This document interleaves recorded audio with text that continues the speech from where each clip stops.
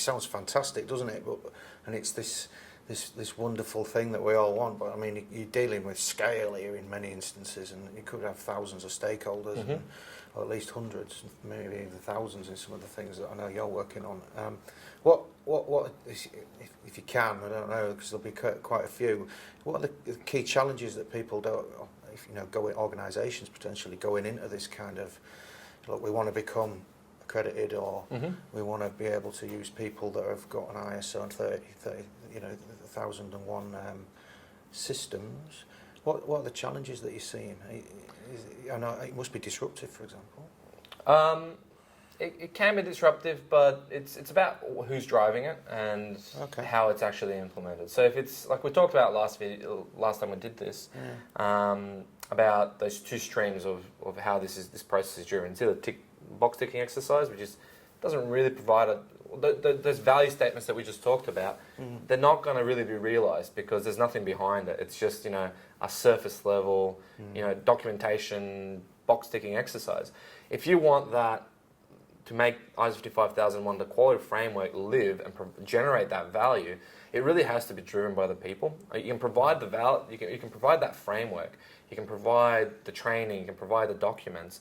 But really, if it's not taken by the horns from the people themselves to actually drive that, and they have to believe in it and apply it to their local context. Like I said before, the 55001 isn't a prescriptive framework. It's a framework for what elements should be there. But if the people are involved in developing that maturity and those business processes, and they own those business processes, that's where you start to generate that value. That's where you start to see that value. So it's down to the people as always, isn't it? It is. I mean, it always is. It's about accepting the framework and developing that framework over time. Leadership has a big part to play in it because they need to make the organisation aware of what the direction is for asset management. They need to make them aware of what are the important factors, what are the governing guidelines and rules that they want to see. And we talked about that before, setting a policy that says, I want assets to be maintained within the best life cycle, balancing risk, cost and performance is a different objective to I want low-cost asset management. Run till fail. Correct, and those types of objectives will drive decisions further down on how assets are managed. But there must be a big change management piece and transition there piece. Is. There's always a change management piece. It's almost bigger than the actual policy writing, I would have thought. Yeah, I mean, policies are pretty quick, but the change management is the process for implementing this, and it depends on the organisation, it depends on their base maturity. Most organisations, they're doing things, buildings are standing up, mines are going, so there is these frontline people that are doing the best job they can, and usually it's through what I call apprenticeships. The leading hand becomes the supervisor becomes the maintenance manager, the maintenance manager becomes the site manager eventually. And they have this grassroots knowledge of the asset base. So they have very good understanding of how to maintain those assets. What often happens is they don't have that strategic thinking. So what happens is they'll do what they can with the budget they're allocated rather than saying, what are the business objectives? What is the business trying to achieve? And what do we need to do with the assets? And what are the risks in a current asset base to achieving those objectives?